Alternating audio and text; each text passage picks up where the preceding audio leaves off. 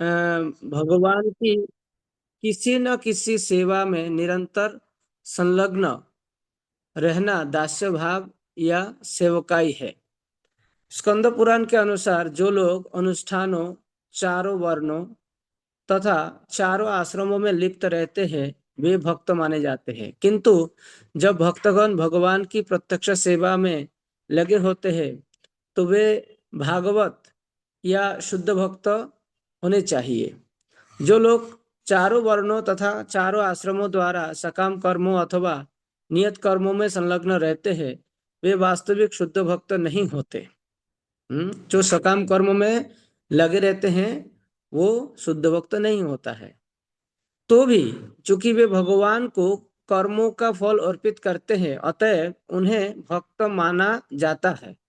किंतु जब किसी को ऐसी इच्छा नहीं होती और वह भगवत प्रेम के कारण रागानुगा होकर कर्म करता है तो ऐसे भक्तों को शुद्ध भक्त माना जाना चाहिए।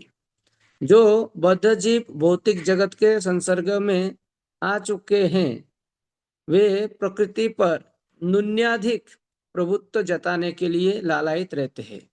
वर्णाश्रम प्रथा तथा इस प्रथा के अंतर्गत नियत कर्तव्य इस प्रकार नियोजित किए गए हैं कि बद्ध जीव इंद्र तृप्ति हेतु अपनी अपनी इच्छाओं के अनुसार भौतिक जगत का भोग कर सके और साथ ही क्रमशः आध्यात्मिक ज्ञान को प्राप्त करे। वर्णाश्रम के अंतर्गत इन नियत कर्तव्यों में से कोई कार्य कृष्ण भावना भावित भक्ति से संबंधित होते हैं। जो भक्तगण गृहस्थ होते हैं वे वैदिक कर्मकांडों के साथ साथ भक्ति के नियत कार्यों को भी स्वीकार करते हैं क्योंकि दोनों ही कृष्ण को तुष्ट करने के निमित्त होते हैं। जब गृहस्थ भक्तगण कोई वैदिक अनुष्ठान करते हैं तो वे कृष्ण को तुष्ट करने के उद्देश्य से ही करते हैं। जैसा कि हम पहले कह चुके हैं, भगवान को तुष्ट करने के उद्देश्य से किया गया कोई भी कर्म भक्ति माना जाता है। इसके बाद अंजना माता जी पढ़िए, दो पेड़ा पढ़ेंगे। हरे कृष्ण प्रभु जी। श्री रूप गोस्वामी यहाँ उस व्यक्ति का वर्णन करते हैं जो भक्ति में संलग्न रहने के लिए उपयुक्त हैं। वे कहते हैं कि जो नव दीक्षित हैं और जिन्होंने थोड़ा भी भगवत प्रेम विकसित कर लिया है वे अपनी भक्ति के अनुपात में इंद्रिय तृप्ति के कार्यों में रुचि नहीं रखते, किंतु फिर भी यदि इंद्रिय तुष्टि करने वाले कार्यों में किंचित भी रुचि होती है तो ऐसे कर्मों के फल को कृष्ण को अर्पित करना चाहिए। इसे भी भगवान की सेवा में संलग्न रहना कहा जाता है, जिसमें भगवान स्वामी स्वरूप होते हैं और कर्म करने वाला दास रूप में। नारदीय पुराण में बताया गया है कि यह दास्य भाव किस तरह दिव्य होता है। उसमें कहा गया है कि जो व्यक्ति मनसा वाचा कर्मणा निरंतर भक्ति में लगा रहता है अथवा जो ऐसा व्यक्ति जो भक्ति में लगा नहीं रहता किंतु निरंतर उसकी कामना करता है उसे मुक्त समझा जाता है। हरे कृष्ण प्रभु जी। इसके बाद जयंत गोपेश प्रभु दो पेड़ा पढ़ेंगे। हरे कृष्णा। सख्य भक्ति। सख्य भक्ति दो प्रकार की हो सकती है। पहली वह जिसमें भगवान के विश्वास पात्र दास की तरह कर्म किया जाए और दूसरी वह जिसमें भगवान के शुभ चिंतक के रूप में कर्म किया जाए। जिस भक्त को भगवत भक्ति में विश्वास होता है वह विधि विधानों का ढंग से पालन इस श्रद्धा के साथ करता है कि उसे दिव्य जीवन का पद प्राप्त हो जाए। दूसरे प्रकार की सख्य भक्ति भगवान का शुभ चिंतक बनना है। भगवत गीता में कहा गया है कि भगवान उपदेश देने वालों को अपना सर्वाधिक प्रिय दास मानते हैं। जो भी व्यक्ति गीता के रहस्य का उपदेश सामान्य जनों को देता है वह कृष्ण को इतना प्रिय होता है कि मानव समाज में उसकी कोई बराबरी नहीं कर सकता। महाभारत में द्रौपदी कहती है, हे गोविंद, आपकी प्रतिज्ञा है कि आपका भक्त कभी विनष्ट नहीं होता। मैं इस कथन में विश्वास करती हूँ, अतएव सभी प्रकार के कष्टों में मैं केवल आपके इस वचन का स्मरण करती हूँ और जीवन धारण किए रखती हूँ। तात्पर्य यह कि द्रौपदी तथा उसके पांचों पतियों को उनके चचेरे भाई दुर्योधन तथा अन्य लोगों ने घोर कष्ट दिया था। ये कष्ट इतने कठोर थे कि आजीवन ब्रह्मचारी तथा परम योद्धा भीष्मदेव तक उन कष्टों का स्मरण करके कभी कभी अश्रु बहाने लगते थे। उन्हें सदैव आश्चर्य होता था कि यद्यपि पांचों पांडव धर्मात्मा हैं तथा द्रौपदी साक्षात लक्ष्मी हैं और यद्यपि कृष्ण उनके मित्र हैं तो भी उन्हें इतने घोर कष्ट सहने पड़ रहे हैं। यद्यपि उनके कष्ट सामान्य नहीं थे, तथापि द्रौपदी हतोत्साहित नहीं हुई। वे जानती थी कि चूंकि कृष्ण उनके मित्र हैं, अतएव अंततः वे उनकी रक्षा करेंगे। इसके बाद शोभा माता जी।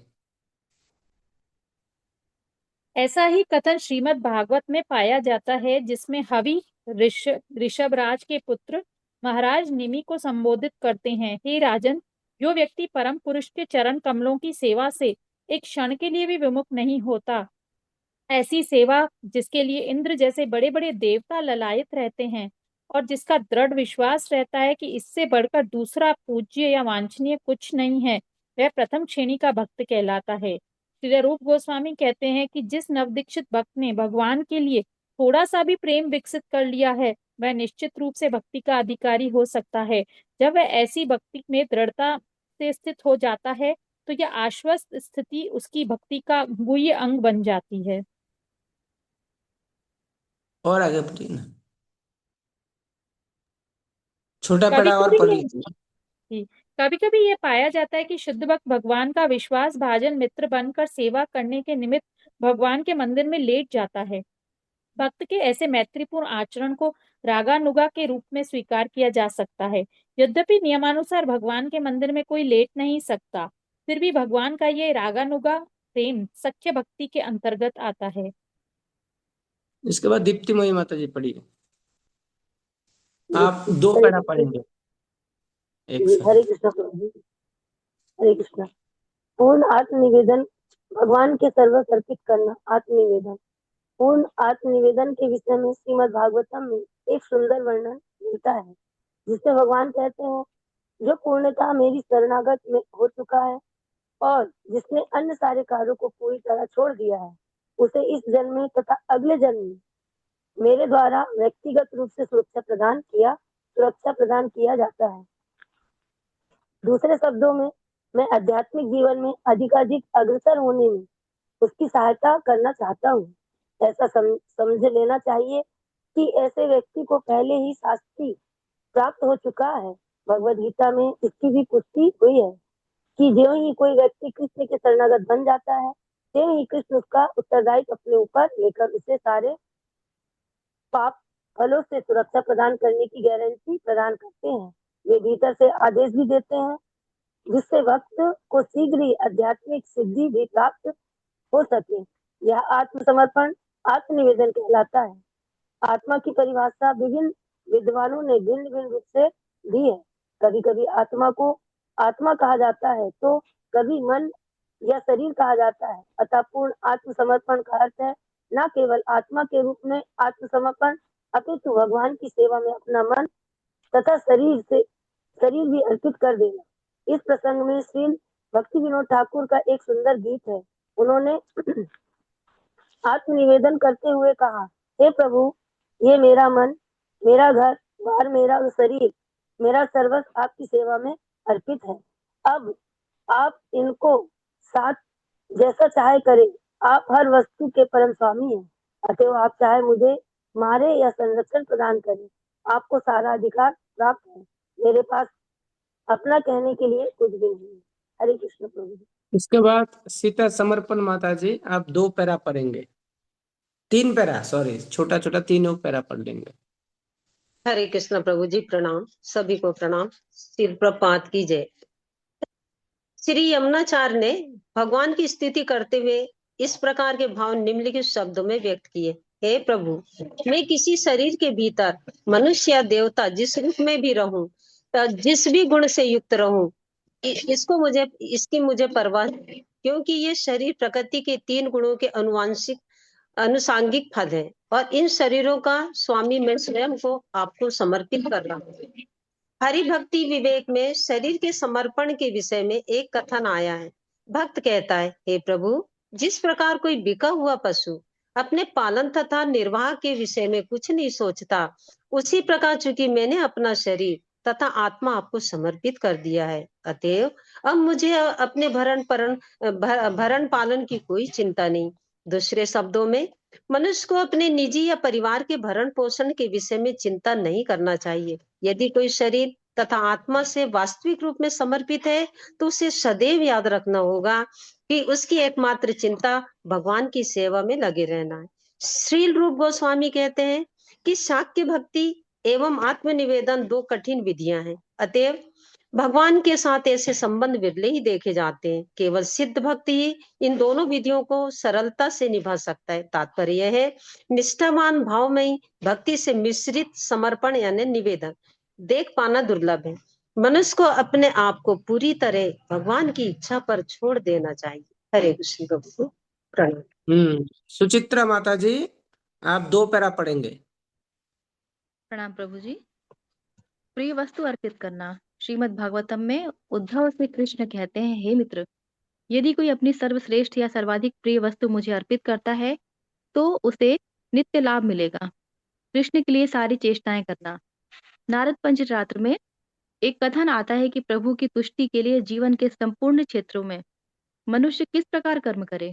उसमें कहा गया है कि जो व्यक्ति वास्तव में भक्ति में रत है उसे सभी प्रकार के कर्म करने चाहिए, शास्त्रों द्वारा बतलाए गए तथा जीवकोपार्जन के लिए स्वीकृत। दूसरे शब्दों में, भक्त न केवल शास्त्र विहित भक्ति कर्म करे अपितु कृष्ण भावनामृत में रहते हुए अपने व्यवहारिक जीवन के भी कार्य करे। उदाहरणार्थ, यदि किसी भक्त के पास कोई बड़ा संस्थान या फैक्ट्री हो तो वह अपनी ऐसी भौतिक संपत्ति के लाभ को भगवान की सेवा में अर्पित कर सकता है। हरे कृष्ण। इसके बाद स्वधर्मनिष्ठा माता जी, आप 2 अलग अलग विषय पढ़ेंगे। हरे कृष्ण प्रभु जी। शरणागत होना, शरणापत्ति। हरि भक्ति विलास में आत्मसमर्पण विषयक यह कथन प्राप्त होता है, हे प्रभु, जिस व्यक्ति ने आपकी शरण ग्रहण कर ली है, जिसे दृढ़ विश्वास है कि वह आपका है और जो मन वचन तथा शरीर से उसी तरह कार्य करता है, वही दिव्य आनंद का आस्वाद ले सकता है। नरसिंह पुराण में भगवान नरसिंह देव कहते हैं, जो कोई मुझसे प्रार्थना करता है और मेरी शरण में आ जाता है, वह मेरा प्रतिपाल्य हो जाता है और मैं समस्त प्रकार के दुखों से उसे सदा बचाता हूँ। तुलसी इत्यादि वृक्षों की सेवा करना। स्कंद पुराण में तुलसी वृक्ष की प्रशंसा इस प्रकार की गई है, मैं तुलसी वृक्ष को नमस्कार करना चाहता हूँ क्योंकि यह पाप कर्मों के समूह को तुरंत नष्ट कर देती है। इस वृक्ष के स्पर्श अथवा दर्शन मात्र से मनुष्य सारे क्लेशों तथा रोगों से विमुक्त हो सकता है। इसको नमस्कार करने तथा इस वृक्ष पर जल डालने मात्र से मनुष्य यमराज के दरबार में भेजे जाने के भय से मुक्त हो जाता है। जो व्यक्ति कहीं भी तुलसी का वृक्ष उगाता है वह निश्चय ही भगवान कृष्ण का भक्त बनता है। जब तुलसी दल भक्ति पूर्वक कृष्ण के चरण कमलों पर अर्पित किए जाते हैं तो भगवत प्रेम का पूर्ण विकास होता है। भारत में सारे हिंदू, यहाँ तक कि जो वैष्णव नहीं है, वे भी तुलसी वृक्ष का विशेष सेवा करते हैं। बड़े बड़े शहरों तक में जहाँ तुलसी वृक्ष को रख पाना अत्यंत कठिन है, वहां भी ऐसे लोग मिलते हैं जो बड़े यत्न से इस वृक्ष की सेवा करते हैं। वे इसे सींचते हैं और प्रणाम करते हैं क्योंकि भक्ति में तुलसी वृक्ष की पूजा का अत्यधिक महत्व है। स्कंद पुराण में तुलसी विषयक एक अन्य कथन मिलता है। तुलसी सभी प्रकार से कल्याणमय है। इसके दर्शन, स्पर्श, स्मरण, वंदन, प्रणाम, श्रवण, इस वृक्ष के लगाने मात्र से सदैव कल्याण होता है। जो कोई इस उपयुक्त विधियों से तुलसी के संसर्ग में आता है वह सदैव वैकुंठ लोक में निवास करता है। हरे कृष्ण प्रभु। इसके बाद अध्याय 12 दिव्य सेवा के अन्य अंग। तो ये पहला छोटे छोटे 3 पैरा विभोर प्रभु पढ़ेंगे।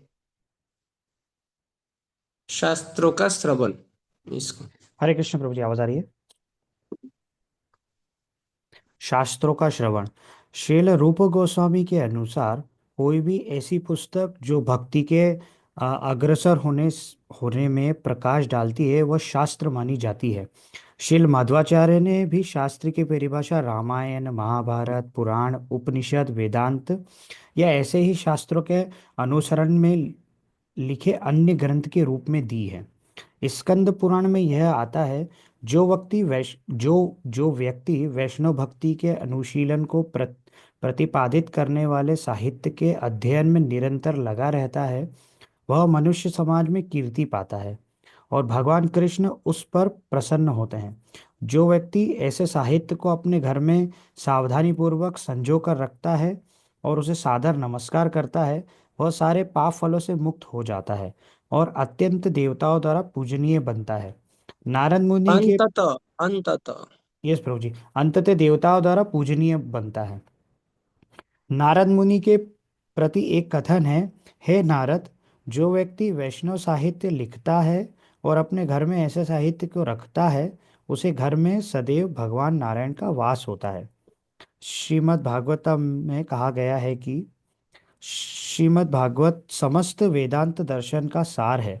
जो व्यक्ति किसी न किसी तरह श्रीमद् भागवत के अध्ययन में अनुरक्त हो गया है, उसे अन्य साहित्य पढ़ने में कोई स्वाद नहीं आता। दूसरे शब्दों में, जिस व्यक्ति ने श्रीमद् भागवत के दिव्य आनंद का आस्वादन लिया है, वह सांसारिक लेखनों से कभी संतुष्ट नहीं हो सकता। सागरिका माता जी।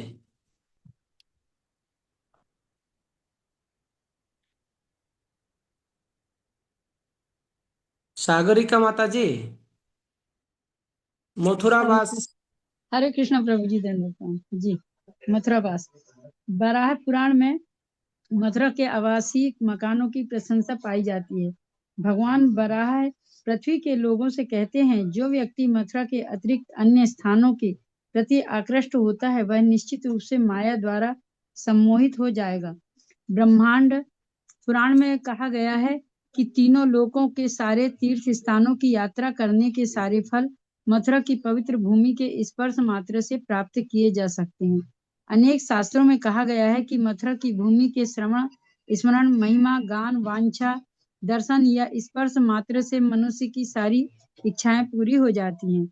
भक्तों की सेवा हाँ करना। हाँ हाँ, पढ़िए और भक्तों थोड़ा की पढ़ सेवा लीजिए। करना। पद्म पुराण में वैष्णवों या भक्तों की सेवा की प्रशंसा की गई है। इस पुराण में शिव जी पार्वती से कहते हैं, हे पार्वती, पूजा की अनेक विधियां हैं, किंतु इनमें से परम पुरुष की पूजा सर्वश्रेष्ठ है, किंतु भगवान की भी पूजा से बढ़कर उनके भक्तों की पूजा है। श्रीमद् भागवतम में भी ऐसा ही कथन मिलता है। मैं भक्तों का निष्ठावान सेवक बनना चाहूंगा, क्योंकि इनकी सेवा करने से भगवान के चरण कमलों की अनन्य भक्ति प्राप्त की जा सकती है। भक्तों की सेवा समस्त भौतिक संतापों को कम करने वाली है और भगवान के प्रति गहन भक्ति प्रेम उत्पन्न करती है। स्कंद पुराण में भी ऐसा ही कहा गया है। जिनके शरीर पर शंख, चक्र, गदा एवं पद्म के चिन्ह रूपी तिलक लगे रहते हैं और जो अपने सिर पर तुलसी दल धारण करते हैं तथा जिनके शरीर गोपी चंदन से सदैव अलंकृत रहते हैं, उनका एक बार भी दर्शन करने से दर्शक सारे पाप कर्मों से मुक्त हो जाता है। श्रीमद् बस बस बस बस बस। भागवत। तो हम लोग काफी एरिया को जल्दी जल्दी पढ़ लिया है। तो भक्ति रसामृत सिंधु के हर पढ़ाई वास्तव में ऐसे ही पढ़ना चाहिए, क्योंकि इसमें जो कुछ लिखा है वो सभी हमारे लिए महत्वपूर्ण है। तो कोई भी जैसे नहीं कि टपका टपका पढ़ लिया, बाकी चीज छोड़ दिया, ऐसा नहीं है। सब अच्छा है ये। तो इसमें एक चीज है कि भगवान, ये शिव जी का स्टेटमेंट है, आराधनम सर्वेशम विष्णु आराधनम परम तस्मात् परतरम देवी तदीयानम समर्चनम। वैसे तो हे देवी पार्वती, समस्त आराधनाओं में सर्वश्रेष्ठतम विष्णु का आराधना है, लेकिन उससे भी पहले उनके प्रिय भक्तों की आराधना करनी चाहिए। तो इससे हम भक्ति में जल्दी जल्दी आगे बढ़ सकते हैं। ये कैसा है, एक उदाहरण से हमको समझा देता हूं। जैसे मान लीजिए किसी जिला अदालत में यानी लोअर कोर्ट में किसी व्यक्ति के नाम से कोई भी उसने पाप किया, अपराध किया, प्रमाणित हो गया है, तो उसमें उसको फांसी का सजा सुना दिया। अब फांसी का सजा सुनाने के बाद हमारे भारत का ऐसा नियम है कि आप उसको हाई कोर्ट में चैलेंज कर सकते हैं। तो अब यही चीज हाई कोर्ट में भी जाता है। हाई कोर्ट में भी जब जाता है तो हाई कोर्ट में भी वो व्यक्ति मतलब वो जज जो है, इस फांसी के जो यह है सिद्धांत है, इसको बरकरार रखते हैं। कहते हैं नहीं नहीं, फांसी तो होना ही है।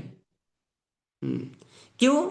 क्योंकि हाई कोर्ट लोअर कोर्ट में इसको अपराधी साबित करने के लिए जितने सारे प्रमाण, साक्ष्य, ये सब कुछ दिया है, उसी के आधार पर हाई कोर्ट भी विचार विश्लेषण करते हैं, क्योंकि उसका बेस तो वही है। तो हाई कोर्ट में जब उसकी सजा बरकरार रखते हैं, फिर आसामी को, कैदी को, उसको एक छूट मिलता है कि नहीं, तुम इसको सुप्रीम कोर्ट में चैलेंज कर सकते हो। तो उसको सुप्रीम कोर्ट में भेजा जाता है। बस पैसा ज्यादा लगता है, जैसे जैसे कोर्ट ऊपर उठते जाता है वैसे वैसे पैसा ज्यादा लग जाता है। बाकी चैलेंज तो कर सकते हैं, हमारे भारत में ऐसा न्याय संहिता में अधिकार दिया हुआ है। आप ये सुप्रीम कोर्ट के विचार, जज जो है वो किसके आधार पर विचार करेगा? वही लोअर कोर्ट के जो साक्षी प्रमाण आदि है उसी के आधार पर ही वो भी विचार विश्लेषण करेगा। कोई उसमें लूप होल्स तो नहीं है वगैरह वगैरह। जैसे देख रहे कि नहीं सब ठीक ठाक है, तो वो भी फांसी के इस आदेश को वो भी बरकरार रखता है। इसके बाद अपराधी के पास ऑप्शन आ जाता है कि आप राष्ट्रपति से गुहार लगाइए, राष्ट्रपति आपको हो सकता है कि माफ कर दे। तो राष्ट्रपति के पास जब ये जाएगा तो राष्ट्रपति माफ करेगा कि नहीं करेगा वो खुद निर्णय नहीं कर पाते हैं। वो क्या करते हैं, इसको पीएमओ ऑफिस में भेज देता है।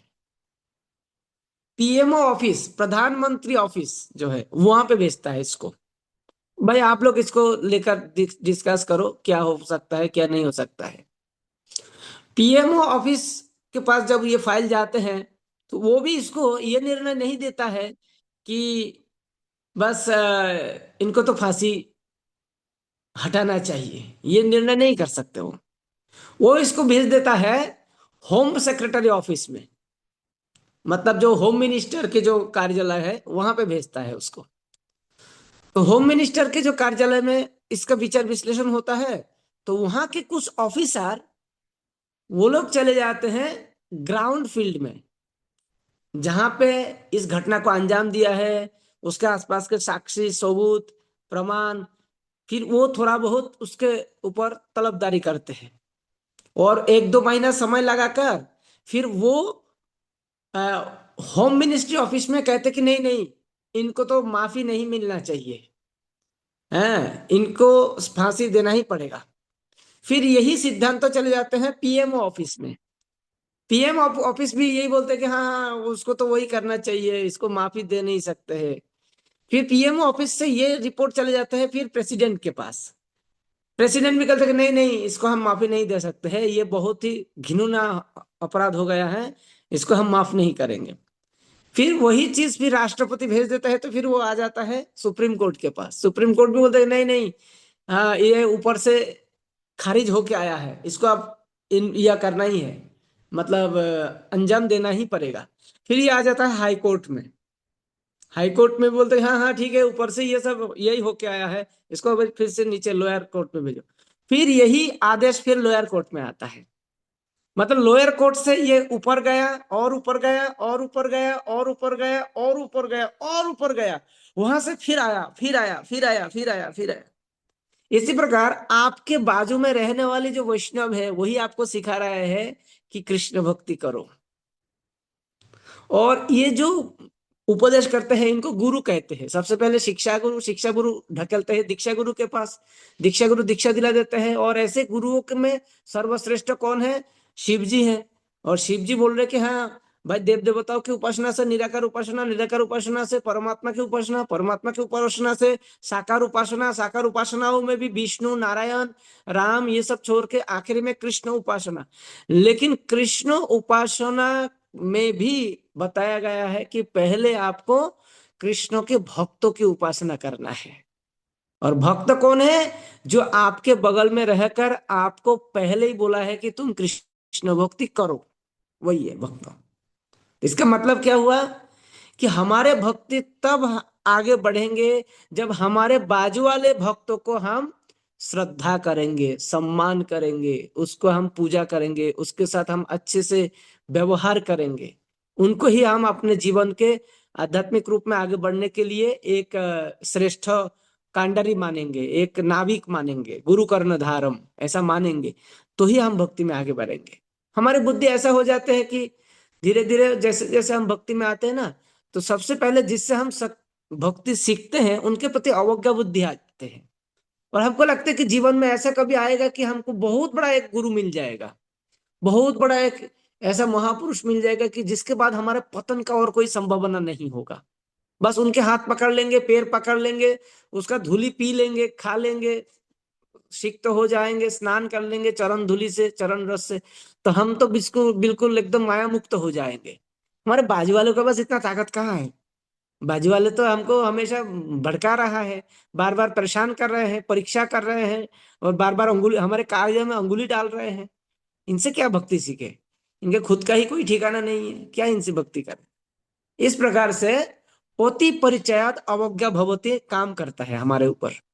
हम जिनके बारे में हर चीज जानते हैं ना, उसको वैष्णव नहीं मानते। कोई अगर बोले कि अरे इनके बारे में इतना मत बोल, वो एक भक्त है। अरे भक्त है, काय के भक्त है? भक्त ऐसा होता है क्या? भक्त वैसा होता है क्या? ये तो सारे अवगुण का खान लेके घूम रहे हैं, काय का भक्त है ये? ये वैष्णवता का कौन सा गुण है इसके पास? इस प्रकार से हम मतलब खुद ही जो है ना काला चश्मा पहन लेते हैं, और सफेद व्यक्ति को भी काला देखना शुरू कर देते हैं। तो कहते हैं कि ऐसे भावने से कोई व्यक्ति भक्ति में आगे नहीं बढ़ता है। भक्ति में आगे बढ़ने के लिए हमें हमेशा हमारे आसपास के वैष्णवों के गुण दर्शन करना चाहिए।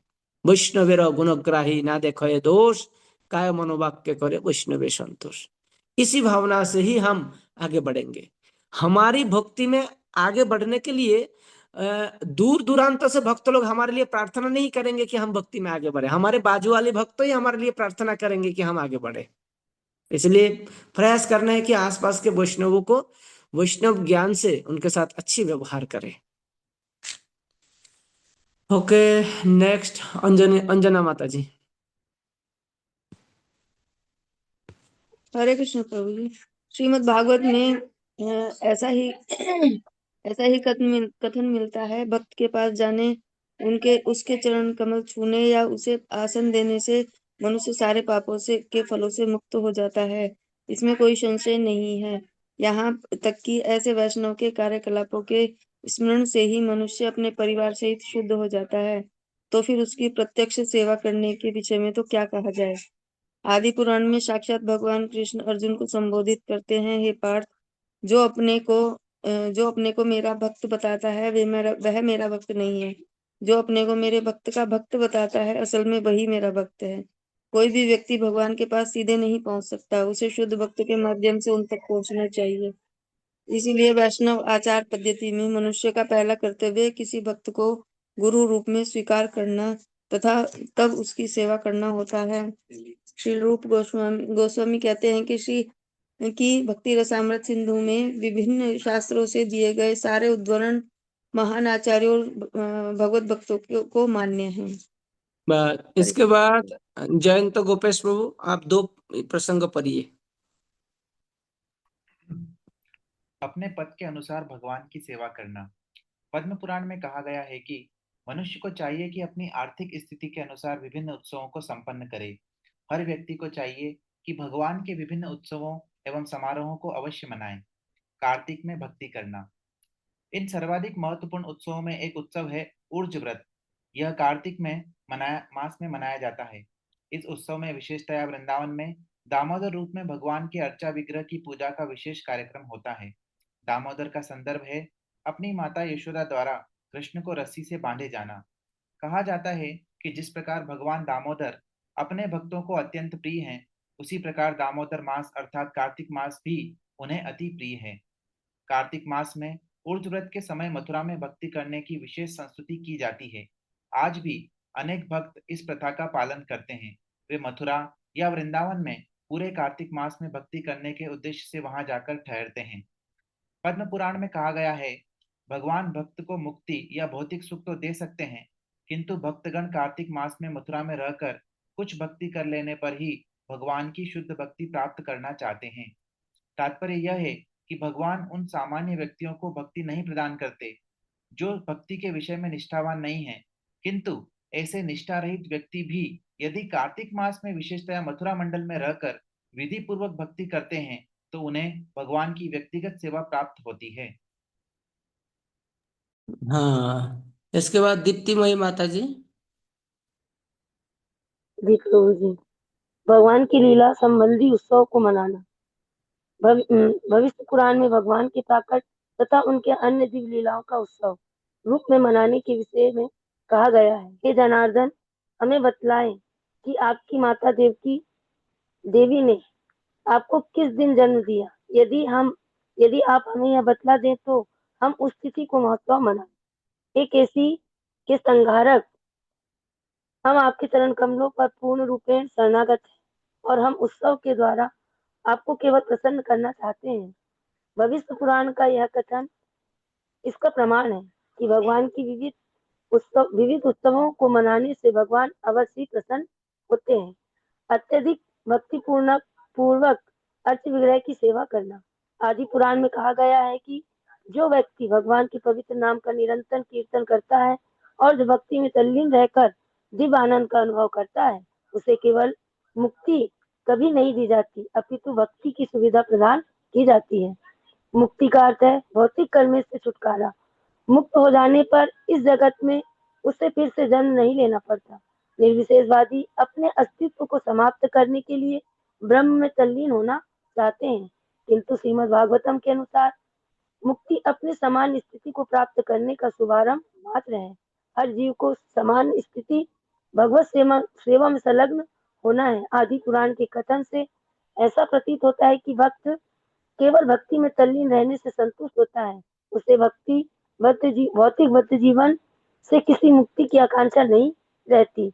दूसरे शब्दों में जो व्यक्ति भक्ति में तल्लीन रहता है वह ऊपर से भले ही भौतिक जीवन स्थिति में रहता प्रतीत हो, किंतु वास्तव में रहता नहीं। ब्रज महिमा माता जी लाइन पे है। जी प्रभु जी, हरे कृष्णा प्रभु जी। पढ़ सकते जी प्रभु जी, recitation of Srimad Bhagavatam among devotees. Srimad Bhagavatam is the desire tree of Vedic wisdom. Veda itself means the aggregate of knowledge. And प्रभु जी आपको डिस्टरबेंस होगा लेकिन हाँ, कोई दिक्कत नहीं। And whatever knowledge is required for human society is perfectly presented in Srimad Bhagavatam. There are different branches of knowledge in the Vedic writings, including sociology, politics, medicine, and military art.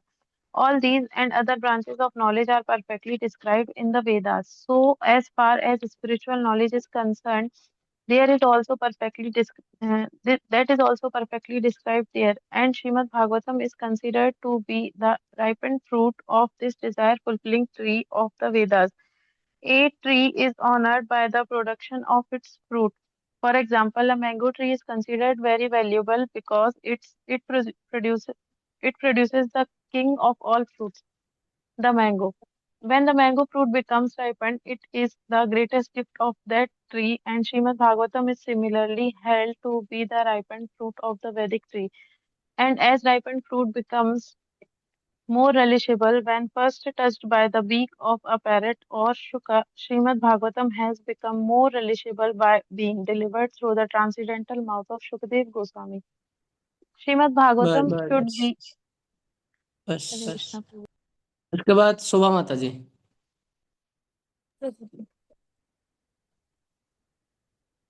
Shrimad Bhagavat Shrimad Bhagavat को अविच्छिन्न शिष्य परंपरा से प्राप्त करना चाहिए। जब पके फल को वृक्ष के ऊपरी भाग से कई व्यक्ति ऊपर की शाखा से नीचे की शाखा पर हाथ में देकर भूमि पर लाते हैं तो फल नष्ट नहीं होता। इसी प्रकार जब श्रीमद् भागवत को परंपरा पद्धति से प्राप्त किया जाता है तो वह अविच्छिन्न बना रहेगा। भगवत गीता में कहा गया है कि दिव्य ज्ञान को प्राप्त करने की विधि शिष्य परंपरा है। ऐसे ज्ञान को उन परंपरागत अधिकारी व्यक्तियों के माध्यम से प्राप्त करना चाहिए जो शास्त्रों के असली प्रयोजन को जानते हैं। श्री चैतन्य महाप्रभु ने संस्तुति की है कि भागवतम नामक स्वरूप सिद्ध व्यक्ति के मुख से ही श्रीमद् भागवत सीखनी चाहिए। भागवत का अर्थ है भगवान से संबंधित, इसलिए भक्त को कभी कभी भागवतम कहा जाता है और जो ग्रंथ भगवान की भक्ति से संबंधित हो वह भी भागवतम कहलाता है। श्री चैतन्य महाप्रभु ने संस्तुति की है कि श्रीमद् भागवत का असली स्वाद चखने के लिए भागवतम पुरुष से ही शिक्षा ग्रहण करनी चाहिए। मुक्त पुरुष के लिए भी श्रीमद् भागवत आस्वाद्य है। सुखदेव गोस्वामी ने स्वीकार किया कि यद्यपि वह अपनी माता के गर्भ से ही मुक्त पुरुष थे, किंतु श्रीमद् भागवत के आस्वादन के बाद ही वह महान भक्त बने। इसलिए कृष्ण भावनामृत में अग्रसर होने के इच्छुक व्यक्ति को श्रीमद् भागवत के तात्पर्य को आस्वादन प्रामाणिक भक्तों की व्याख्या से ही करना चाहिए। श्रीमद् और एक भागवत में छोटा पैरा सुखदेव पढ़ना। गोस्वामी श्रीमद् भागवत में सुखदेव गोस्वामी स्वीकार करते हैं कि यद्यपि वे निराकार ब्रह्म के प्रति अत्यधिक आकृष्ट थे, किंतु जब उन्होंने अपने पिता व्यास देव जी के मुख से भगवान की दिव्य लीलाएं सुनी तो वह श्रीमद् भागवत के प्रति अधिक आकृष्ट हुए। भाव यह है कि व्यास देव भी स्वरूप सिद्ध पुरुष थे और उन्होंने अपना पक्व दिव्य ज्ञान सुखदेव गोस्वामी को ऊपर कथित विधि से प्रत्यक्ष रूप से प्रदान किया। सुचित्रा माता जी। प्रगत भक्तों की संगति करना। शुद्ध भक्तों के समाज में श्रीमद् भागवतम की व्याख्या करने का महत्व शौनक मुनि ने नैमिषारण्य की सभा में सूत गोस्वामी की उपस्थिति में बतलाया था। सूत गोस्वामी ने पुष्टि की थी कि यदि कोई क्षण भर के लिए भी भगवत भक्त की संगति करने का अवसर लाभ करता है तो वह विशेष क्षण इतना मूल्यवान होता है कि स्वर्ग तक पहुंचाने वाले या भव सागर से मोक्ष दिलाने वाले पुण्य कर्म भी उसकी तुलना नहीं कर सकते। दूसरे शब्दों में, जो लोग श्रीमद् भागवतम के प्रति अनुरक्त हैं, उन्हें स्वर्ग जाने से मिलने वाले किसी लाभ या निर्विशेषवादियों द्वारा वांछित मुक्ति की कोई परवाह नहीं रहती। फलतः शुद्ध भक्तों की संगति दिव्य रूप से इतनी मूल्यवान होती है कि कोई भी भौतिक सुख इसकी समता नहीं कर सकता। हरि भक्ति सुधोधर में प्रहलाद महाराज एवं उनके पिता हिरण्यकश्यपु का एक वार्तालाप आता है, जिसमें हिरण्यकश्यपु प्रहलाद को इस प्रकार संबोधित करता है: हे पुत्र, संगति बहुत महत्वपूर्ण होती है। यह उस मणि के समान है जो अपने समक्ष रखी किसी भी वस्तु का प्रतिबिंब प्रदान करती है। इसी प्रकार यदि हम पुष्प जैसे भगवत भक्तों की संगति करते हैं और हमारे हृदय स्वच्छ हैं, तो यहाँ भी वैसी ही घटना घटेगी। इस प्रसंग में जो दूसरा उदाहरण दिया गया है वह यह है कि यदि पुरुष वीर्यवान है और स्त्री रोगी नहीं है तो उनके संभोग से गर्भ धारण होगा। इसी तरह यदि आध्यात्मिक ज्ञान का ग्राहक तथा दाता दोनों निष्ठावान तथा प्रामाणिक हैं तो परिणाम उत्तम होंगे। हरे हाँ, इसके बाद सीता समर्पण माता जी। आप तीन पैरा नहीं, ये पूरा ही पढ़ना। जी प्रभु जी। भगवान नाम का संकीर्तन। भगवान नाम का संकीर्तन। श्रीमद् भागवत में हरे कृष्ण कृष्ण कृष्ण हरे हरे, हरे राम राम राम हरे हरे संकीर्तन के महत्व पर अत्यंत बल दिया गया है। सुखदेव गोस्वामी महाराज परीक्षित को बताते, हे राजन, यदि कोई व्यक्ति हरे कृष्ण महामंत्र संकीर्तन में पूरी तरह से अनुरक्त है तो यह समझना चाहिए कि उसने परम सिद्ध अवस्था प्राप्त कर ली है। इसका विशेष रूप से उल्लेख हुआ है कि अपने कर्मों के फल की इच्छा रखने वाले कर्मी, परम पुरुष के से तादात्म्य की इच्छा रखने वाले ज्ञानी तथा योग सिद्धियों की इच्छा रखने वाले योगी जन महामंत्र के कीर्तन मात्र से समस्त सिद्धियों के फल प्राप्त कर सकते हैं। सुखदेव गोस्वामी निर्ऋतम शब्द का प्रयोग करते हैं, जिसका अर्थ है ये पहले ही निश्चित हो चुका है। वे मुक्त आत्मा थे, अतएव किसी ऐसे बात को स्वीकार नहीं कर सकते थे जो निर्णयात्मक न हो। अतएव सुखदेव गोस्वामी बलपूर्वक कहते हैं कि इस निष्कर्ष पर पहले ही पहुंचा जा चुका है कि जिसने संकल्प पूर्वक तथा दृढ़ता पूर्वक हरे कृष्ण मंत्र के संकीर्तन की अवस्था प्राप्त कर ली है, उसे कर्म ज्ञान तथा योग की अग्नि परीक्षा में खरा उतरा मान लेना चाहिए। इसी बात की पुष्टि आदि पुराण में कृष्ण द्वारा की गई। वे अर्जुन को संबोधित करते हैं, जो व्यक्ति मेरे दिव्य नाम के कीर्तन में लगा रहता है उसे सदा मेरी संगति में रहता मान लो। मैं तुमसे स्पष्ट कहता हूँ कि मैं ऐसे भक्त का आसानी से कीर्तदास बन जाता हूँ। पद्म पुराण में भी कहा गया है, हरे कृष्ण मंत्र का कीर्तन उसी व्यक्ति के ओठों पर रहता है जिसने अनेक जन्मों तक वासुदेव की पूजा की है। आगे यह भी कहा गया है, भगवान के पवित्र नाम तथा साक्षात भगवान में कोई अंतर नहीं होता। फलता पूर्णता शुद्धता तथा नित्यता में पवित्र तथा भगवान के ही समान पूर्ण है। पवित्र नाम ना तो भौतिक ध्वनि है, ना ही इसमें कोई भौतिक कल्मश रहता है। अतएव जो व्यक्ति अपने इंद्रियों को शुद्ध नहीं किए रहता, वह पवित्र नाम का निरपराध कीर्तन नहीं कर सकता। दूसरे शब्दों में, भौतिक इंद्रिया हरे कृष्ण महामंत्र का कीर्तन समुचित ढंग से नहीं कर पाती, किंतु इस कीर्तन विधि को अपनाने से मनुष्य को आत्मशुद्धि का वास्तविक अवसर मिलता है, जिससे वे शीघ्र ही निरपराध भाव से कीर्तन कर सके। चेतन महाप्रभु ने हृदय की धूल साफ करने के लिए सबको हरे कृष्ण मंत्र का कीर्तन करने की सलाह दी है। यदि हृदय की धूल साफ हो जाए तो मनुष्य पवित्र नाम के महत्व को वास्तव में समझ सकता है। जो व्यक्ति इस धूल को अपने हृदय से हटाना नहीं चाहते, अपितु उसे उसी तरह रहने देना चाहते हैं, वे हरे कृष्ण मंत्र के कीर्तन का दिव्य फल प्राप्त नहीं कर सकते। अतएव हरेक को भगवान के प्रति सेवा भाव विकसित करने के लिए प्रोत्साहित किया जाना चाहिए, क्योंकि इससे निरपराध भाव से कीर्तन करने में सहायता मिलेगी। इस तरह गुरु के मार्गदर्शन में शिष्य को सेवा करने का और साथ ही हरे कृष्ण मंत्र के कीर्तन का प्रशिक्षण दिया जाता है। जो ही मनुष्य में रागानुगा भक्ति भाव का विकास होता है, वह महामंत्र के पवित्र नाम की दिव्य प्रकृति को तुरंत समझ जाता है। मथुरावास पद्म पुराण में रुक जाओ। हरे कृष्ण सधर्म निष्ठा माता जी। हरे कृष्णा प्रभु जी।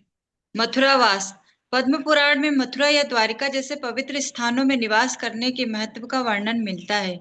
उसमें यह कहा गया है कि विभिन्न तीर्थ स्थानों की यात्रा करने का अर्थ है भव बंधन से छुटकारा प्राप्त करना, किंतु यह छुटकारा सर्वोच्च सिद्धावस्था नहीं है। इस मुक्तावस्था को प्राप्त कर लेने के बाद भगवान की भक्ति में लगना होता है। ब्रह्मभूत अवस्था प्राप्त करने के बाद मनुष्य भक्ति में और अधिक अग्रसर हो सकता है। इस तरह भगवान की दिव्य प्रेममय भक्ति की यह प्राप्ति ही जीवन का लक्ष्य है, और जो व्यक्ति मथुरा मंडल में कुछ क्षण भी निवास करता है, उसे यह सरलता से प्राप्त हो जाती है। इसके आगे भी कहा गया है, ऐसा कौन होगा जो मथुरा भूमि की पूजा करने को तैयार नहीं होगा। मथुरा समस्त कर्मियों एवं मुमुक्षुओं का इच्छाओं एवं आकांक्षाओं से उद्धार करने वाली है। मथुरा उन भक्तों की इच्छाओं को अवश्य पूरा करेगी जो केवल भगवत भक्ति में ही तल्लीन रहने के आकांक्षी हैं। वैदिक साहित्य में भी यह कहा गया है।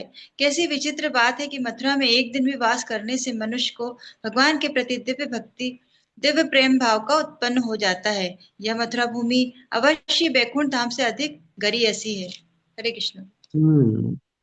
इसके बाद अध्याय 13 भक्ति के 5 प्रबल रूप। श्रील रूप गोस्वामी ने बतलाया है कि 5 प्रकार के भक्ति कार्य मथुरावास, भगवान के अर्चा विग्रह की पूजा, श्रीमद् भागवत का पाठ, भक्तों की सेवा तथा हरे कृष्ण महामंत्र का कीर्तन, ये इतने प्रबल है कि इनमें से किसी भी एक के साथ जोड़े थोड़े से अनुराग से नवदीक्षित में भी भक्तिभाव विकसित हो सकता है। इसके बाद विभोर प्रभु 2 पैरा पढ़ लीजिए। श्रील रूप गोस्वामी ने भगवान या अर्चना विग्रह की पूजा के विषय में जो श्लोक लिखा है उसका अर्थ निम्नलिखित है। हे मित्र, यदि आपको अब भी इस भौतिक जगत में अपने मित्रों की संगति का आनंद उठाने की इच्छा है तो आप केशी घाट, वृंदावन में स्नान घाट के तट पर खड़े कृष्ण के स्वरूप को मत देखना। वे गोविंद कहलाते हैं और उनकी आंखें अत्यंत मोहक हैं। वे बांसुरी बजाते हैं और उनके सिर पर मोरपंख है। उनका सारा शरीर आकाश की चांदी से प्रकाशित हो रहा है। इस श्लोक का तात्पर्य यह है कि यदि कोई अपने घर में पूजा करने से भगवान कृष्ण के अर्चना विग्रह या श्री मूर्ति के प्रति अनुरक्त है तो वह तथाकथित मित्रता, प्रेम तथा समाज जैसे अपने संबंधों को भूल जाएगा।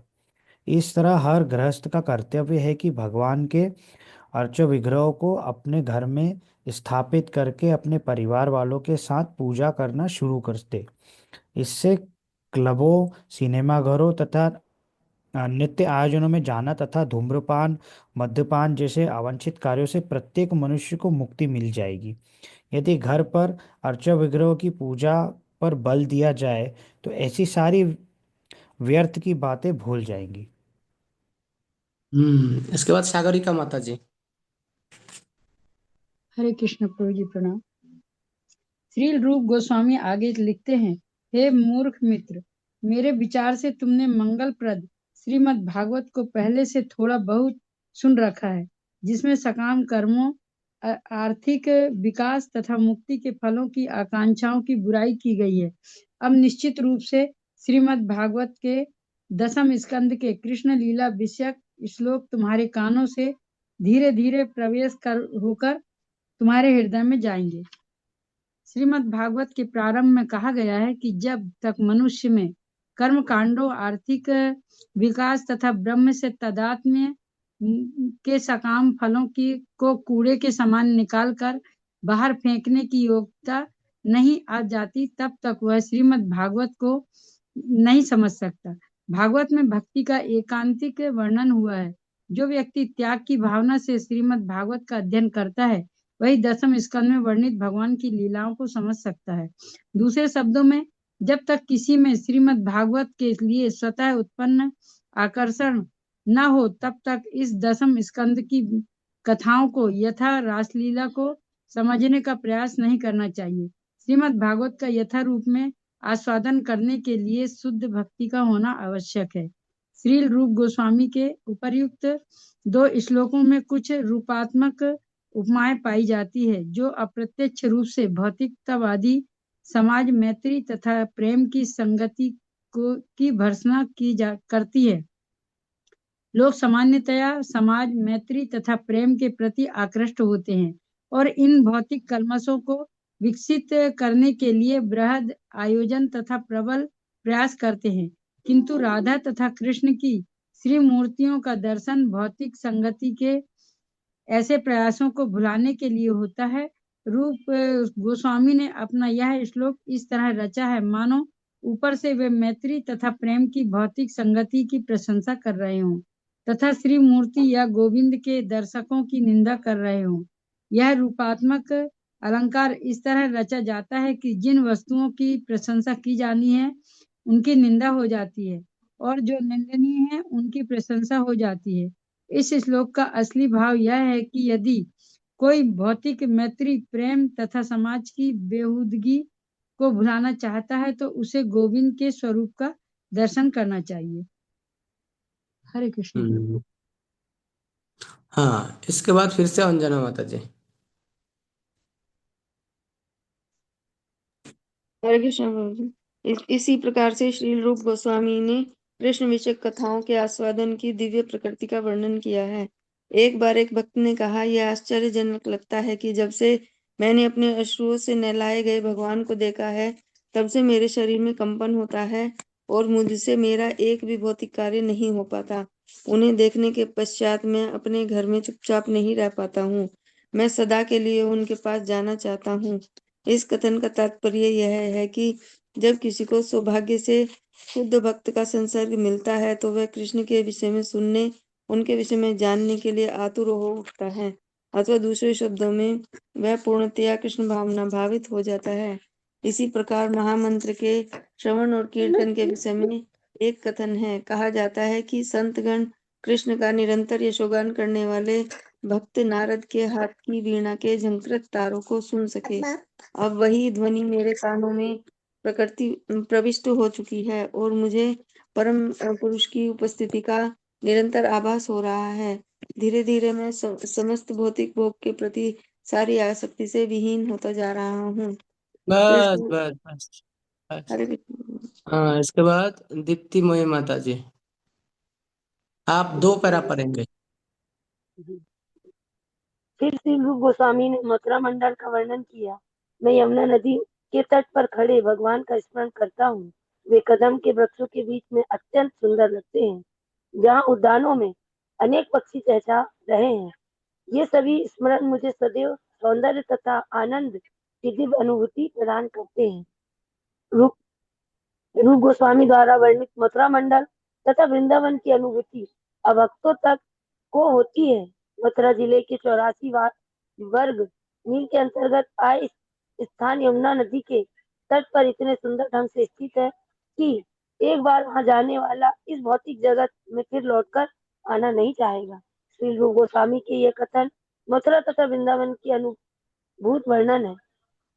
ये सारे गुण सिद्ध करते हैं कि मथुरा तथा वृंदावन की स्थिति दिव्य है, अन्यथा इन स्थानों में हमारे दिव्य भावों को उद्रेक की संभावना न होती।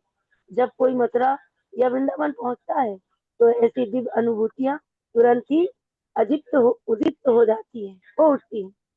हरे कृष्ण। हाँ, इसके बाद हमारे ब्रज महिमा माता जी आ गया, नहीं है। हरे कृष्णा प्रभु जी। हम्म, प्रभु जी Some scholars argue that simply by following the principles of Varna and Ashram, one can gradually rise to the perfections reached by practicing devotional service. But this argument is not accepted by the great authorities. Lord Chaitanya also condemned this idea while he was talking with Ramanand Rai about the gradual development of devotional service. He rejected the idea of the importance of Varnashram Dharma. When it was एक para छूट गया बीच में। एक paragraph छूट गया, sorry प्रभु जी. In these statements about devotional service, sometimes it may appear that the results have been overestimated, but actually there is no overestimation. Some devotees, as revealed scriptures give evidence, have had immediate results by such association, although this is not possible for all. For example, the Kumaras immediately became devotees simply by smelling the incense in the temple. Bil Mangal Thakur simply heard about Krishna and then immediately gave up his beautiful girlfriend and started out for Mathura and Vrindavan, where he became a perfect Vaishnava. So these statements are not overestimations, nor are they stories. They are actual facts, but are true for certain devotees and do not necessarily apply to all. These descriptions, even if considered overestimations, must be taken as they are in order to divert our attention from the fleeting material beauty to the eternal beauty of Krishna consciousness. And for a person who is already in contact with Krishna consciousness, the described results are not usual. हाँ ठीक है। इसके बाद जयंत गोपेश प्रभु, इसको खत्म कर दीजिए पूरा अध्याय। जी। कुछ विद्वानों का तर्क है कि वर्ण तथा आश्रम के नियमों का पालन करने मात्र से मनुष्य उन सिद्धियों को पा सकता है जिन्हें भक्ति के अभ्यास से प्राप्त किया जाता है, किंतु आचार्यों को यह तर्क मान्य नहीं है। चैतन्य महाप्रभु ने भी इस विचार की भर्त्सना रामानंद राय से भक्ति के क्रमिक विकास के विषय में बातें करते हुए की है।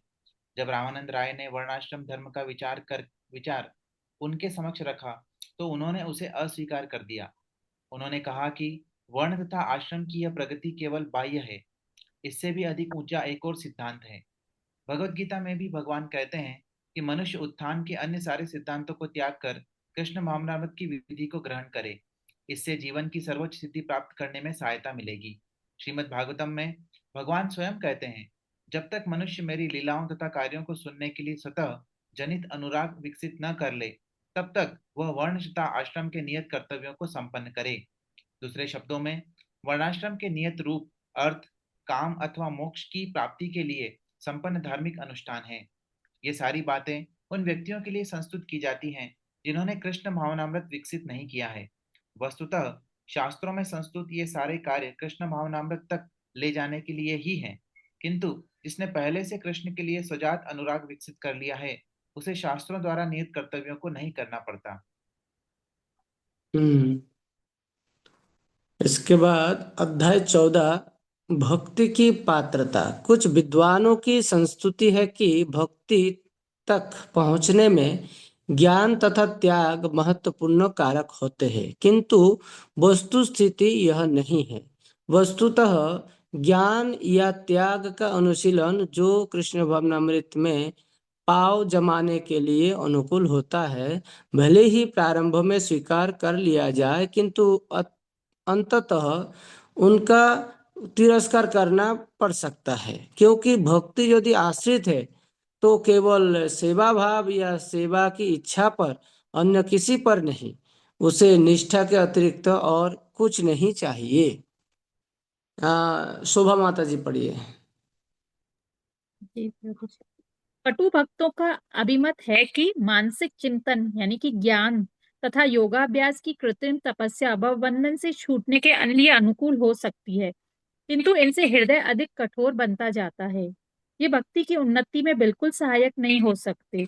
अतएव ये विधियां भगवान की प्रेमा भक्ति करने के अनुकूल नहीं है। वस्तुतः कृष्ण भावनामृत अर्थात स्वयं भक्ति की भक्ति में जीवन में प्रगति करने का एकमात्र उपाय है। भक्ति परम है, ये कार्य और कारण दोनों है। भगवान सबों के कारण है तथा कार्य है, और उन ब्रह्म परम तक पहुंचने के लिए भक्ति योग अपनाना पड़ता है, क्योंकि भक्ति भी परम है। इसकी पुष्टि स्वयं भगवान ने भगवत गीता में की है। मुझे भक्ति के द्वारा ही समझा जा सकता है। गीता में अपने उपदेश के प्रारंभ में ही भगवान कृष्ण अर्जुन से कहते हैं, क्योंकि तुम मेरे भक्त हो, अतः मैं तुम्हें इन रहस्यों की शिक्षा दूंगा। वैदिक ज्ञान का अर्थ है अंततो गत्वा परमेश्वर को समझना, और उनके धाम में प्रवेश करने की विधि है भक्ति। सभी प्रामाणिक शास्त्रों में इसे स्वीकार किया गया है। ज्ञानी लोग भक्ति योग की उपेक्षा करते हैं और दार्शनिक खोज में अन्यों को परास्त करने के प्रयास मात्र में वे भक्ति भाव उत्पन्न नहीं कर पाते। हाँ बस, इसके बाद श्रीनिवास आचार्य प्रभु 2 पैरा पढ़ेंगे। हरे कृष्ण प्रभु जी, दंडवत प्रणाम।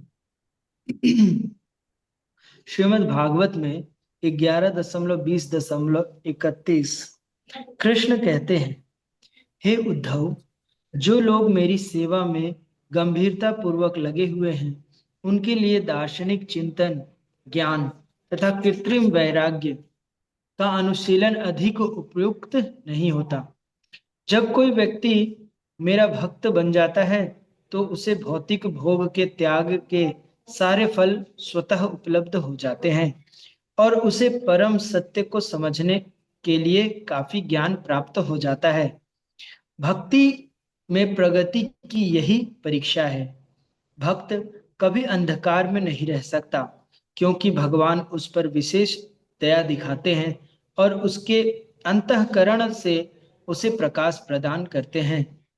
इसी के आगे 11.20.32-33 उद्धव को उपदेश देते हुए भगवान कहते हैं, हे मित्र, मेरे भक्तों को सकाम कर्म, तप, दार्शनिक ज्ञान के अनुशीलन, वैराग्य, योगाभ्यास, दान तथा अन्य समस्त पुण्य कर्मों से प्राप्त होने वाले लाभ स्वतः प्राप्त हो जाते हैं।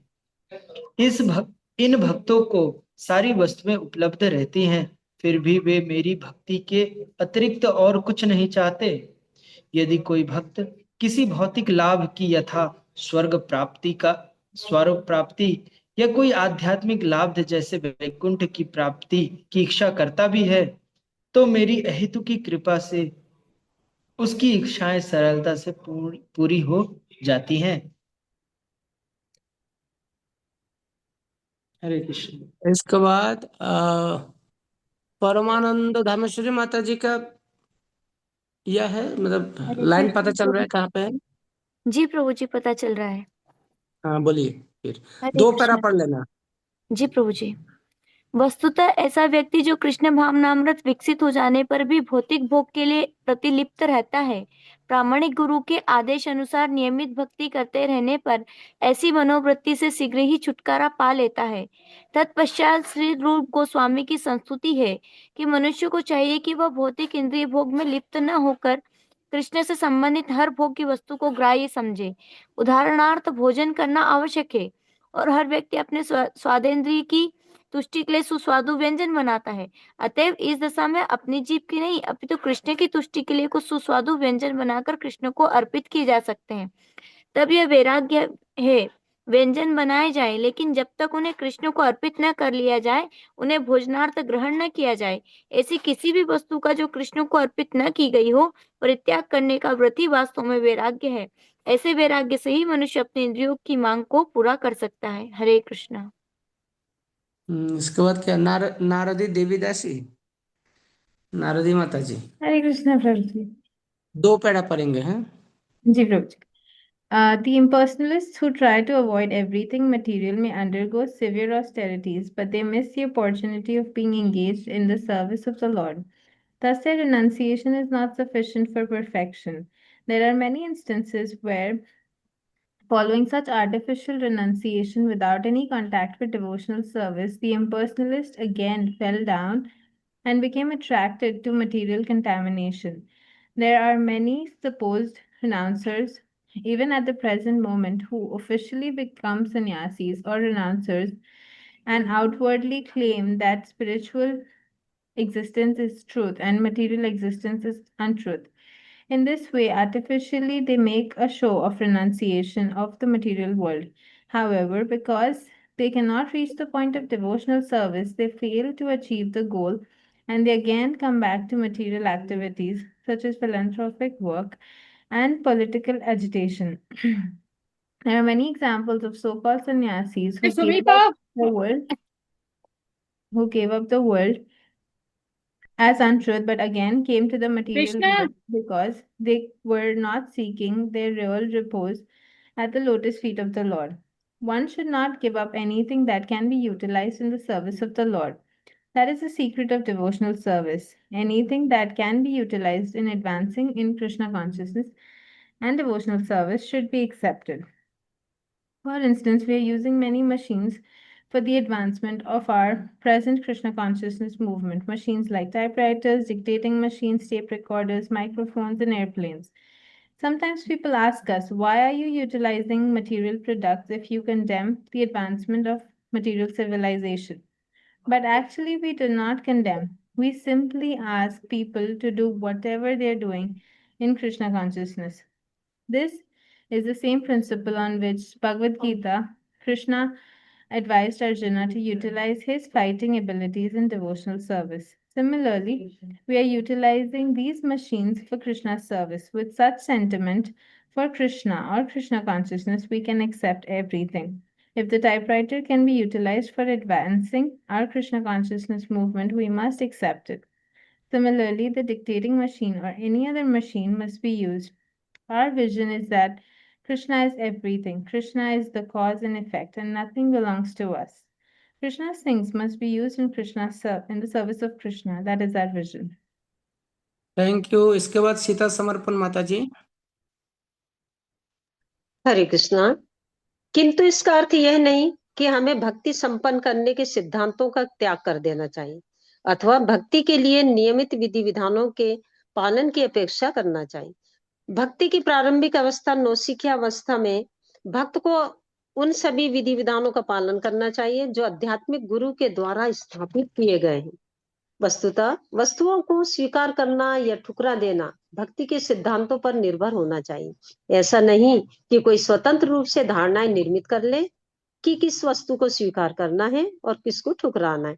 अतएव भगवान की ओर से भक्त का मार्गदर्शन करने के लिए कृष्ण के साकार प्राकट्य के रूप में गुरु का होना अति आवश्यक है। गुरु को धन संग्रह या अनुयायियों की बड़ी संख्या से कभी संभ्रांत नहीं होना चाहिए। कोई प्रामाणिक गुरु कभी ऐसा नहीं होगा।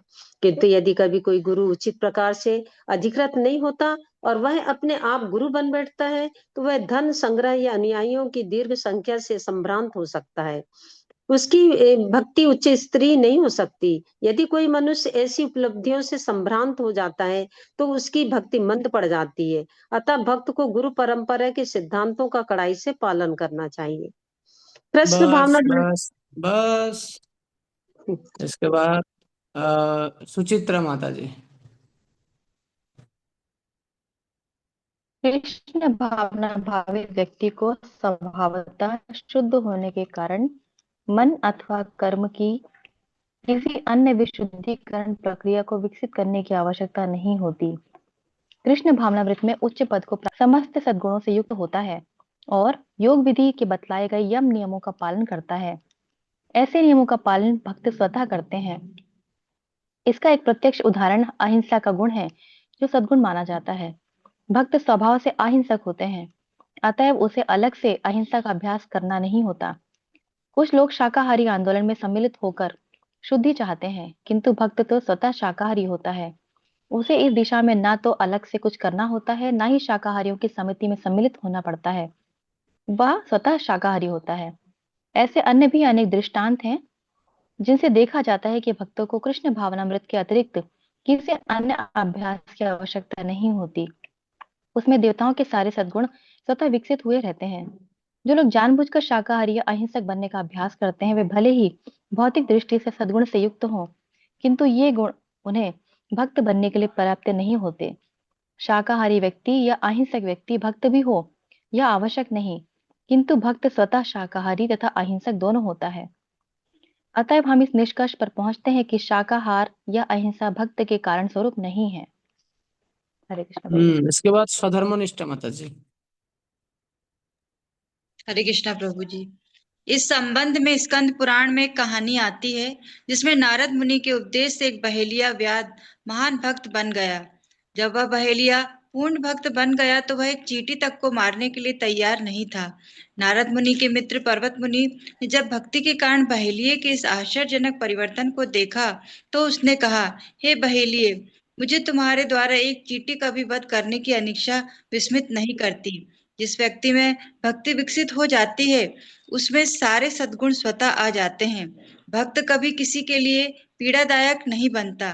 श्रील रूप गोस्वामी यहाँ पुष्टि करते हैं कि चेतना एवं शारीरिक कर्म की शुद्धि, तपस्या, मन शांति आदि गुण भक्ति में तल्लीन रहने वाले व्यक्ति में स्वतः प्रकट होते हैं। श्रील रूप गोस्वामी यहाँ पुष्टि करते हैं कि भक्ति 9 प्रकार की होती है। श्रवण, कीर्तन, स्मरण, सेवा, मंदिर में श्री विग्रह की पूजा, वंदन, आज्ञा पालन, सखा के रूप में कृष्ण की सेवा तथा उन्हें सर्वस्व अर्पित करना। इनमें से प्रत्येक विधि इतनी शक्तिशाली है कि यदि कोई इनमें से एक का भी पालन करे तो उसे निसंदेह वांछित सिद्धि प्राप्त हो सकती है। उदाहरणार्थ, यदि एक व्यक्ति की रुचि भगवान के श्रवण में है और दूसरे की भगवान नाम के कीर्तन में है तो दोनों को ही उनका भक्ति में वांछित लक्ष्य प्राप्त होगा। इसकी व्याख्या श्री चैतन्य चरितमृत में हुई है। कोई व्यक्ति इनमें से 1, 2, 3 या सभी विधियों को संपन्न कर सकता है। इससे उसे अंत में भक्ति में स्थापित होने का वांछित लक्ष्य प्राप्त होगा। आगे इसके बाद विभोर प्रभु। हरे कृष्ण। हरे कृष्णा। प्रभु जी, मेरा एक प्रश्न था, आप बताएंगे? प्रभु जी, इस चैप्टर के शुरू में, एकदम शुरू में सेकंड पैरा में लिखा है पटु भक्तों का। तो पटु भक्त मतलब क्या होता है? पटु मतलब निपुण, ओके ओके, ठीक है प्रभु। एक्सपर्ट। इंग्लिश में देखो, एक्सपर्ट, एक्सपर्ट ही देखा होगा। हाँ, ओके। इसके भी ठोस उदाहरण मिलते हैं कि भक्त ने किस प्रकार किसी एक प्रकार की सेवा करके सिद्धि प्राप्त की। राजा परीक्षित ने श्रीमद् भागवत के श्रवण मात्र से जीवन लक्ष्य प्राप्त किया। सुखदेव गोस्वामी ने श्रीमद् भागवत का पाठ मात्र करके जीवन लक्ष्य प्राप्त किया। प्रहलाद महाराज सदैव भगवान का स्मरण स्मरण करके अपनी भक्ति में सफल हुए। लक्ष्मी जी भगवान के चरण कमलों को दबाकर सफल हुई। राजा पृथु मंदिर में पूजा करके सफल हुए। अक्रूर वंदना करके सफल हुए। हनुमान भगवान रामचंद्र की निजी सेवा करके सफल हुए। अर्जुन कृष्ण को सखा बनाकर सफल हुए। बलि महाराज कृष्ण को अपना सर्वस्व दान करके सफल हुए। ऐसे भी भक्त हैं, ऐसे भी भक्त हुए हैं जिन्होंने भक्ति की सारी विधाओं को एक साथ पूरा किया। श्रीमद् भागवतम में महाराज अम्बरीश के विषय में बतलाया गया है कि उन्होंने समस्त भक्ति विधाओं का पालन किया। सुखदेव गोस्वामी कहते हैं, सर्वप्रथम राजा अम्बरीश ने अपने मन को भगवान कृष्ण के चरण कमलों में एकाग्र किया और तब अपनी वाणी को भगवान की लीलाओं के वर्णन में लगाया। उन्होंने अपने हाथों को भगवान के मंदिर को साफ करने में लगाया। उन्होंने अपने कानों को भगवान की दिव्य महिमाओं के श्रवण में लगा दिया। उन्होंने अपनी आंखों को मंदिर में सुंदर अर्च विग्रह का दर्शन करने में लगाया। उन्होंने अपने शरीर को भगवत भगवत भक्तों की संगति में रहने में लगाया। जब आप किसी की संगति करते हैं तो आपको उनके साथ उठना, बैठना, खाना पड़ता है। इस तरह उनके शरीर से आपके शरीर का स्पर्श होना अनिवार्य है। महाराज अम्बरीश ने केवल शुद्ध भक्तों की संगति की और अन्य किसी से शरीर का स्पर्श नहीं होने दिया। उन्होंने कृष्ण को अर्पित तुलसी दल तथा फूलों को सूंघने में अपने नथुनों का और कृष्ण प्रसाद को खाने में अपनी जीभ का सदुपयोग किया। महाराज अम्बरीश कृष्ण को उत्तम प्रसाद अर्पित करते थे क्योंकि वे राजा थे और उनके पास धन का अभाव न था। वे कृष्ण को सर्वोत्कृष्ट व्यंजन अर्पित करते थे और फिर बचे हुए भोजन को कृष्ण प्रसाद के रूप में खाते थे। उनकी राजसी शान में कोई कमी नहीं थी क्योंकि उनके महल में सुंदर मंदिर था जिसमें कीमती साज साजन से अलंकृत भगवान का अर्च विग्रह तथा जिसे वह उत्तम भोजन अर्पित किया जाता था। इस तरह हर वस्तु उपलब्ध थी और वे सदैव कृष्ण भावनामृत में तल्लीन रहते थे। भाव यह है कि हमें महान भक्तों के पद चिन्हों का अनुसरण करना चाहिए। यदि हम भक्तों की सारी विधियों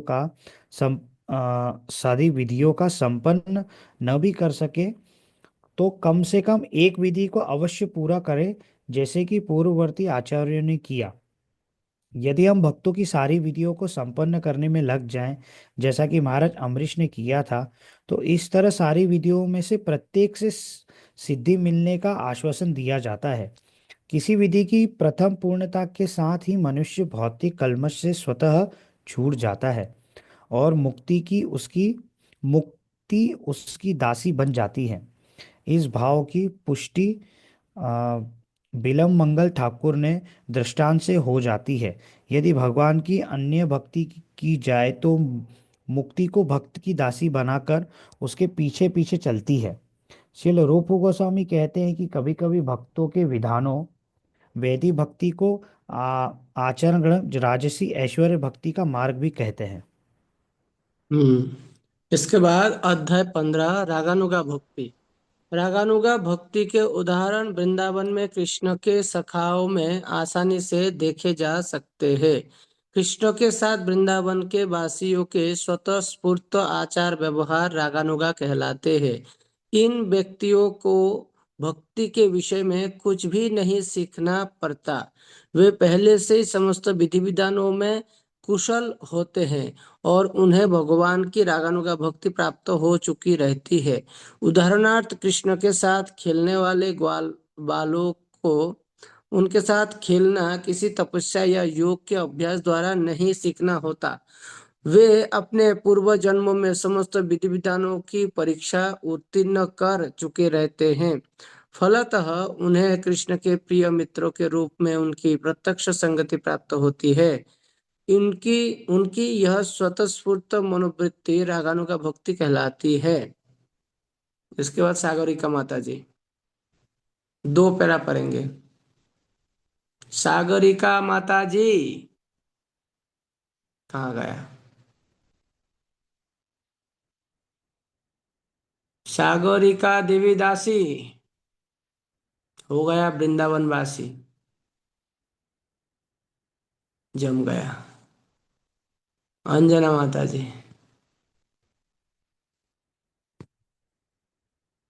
हरे कृष्ण प्रभु जी। प्रभु जी, ये रागानुगा भक्ति और स्वाभाविक भक्ति एक ही है क्या? हाँ, लगभग एक ही है। रागानुगा भक्ति ये हम लोग जो वैदिक भक्ति करते हैं इसका एडवांस है।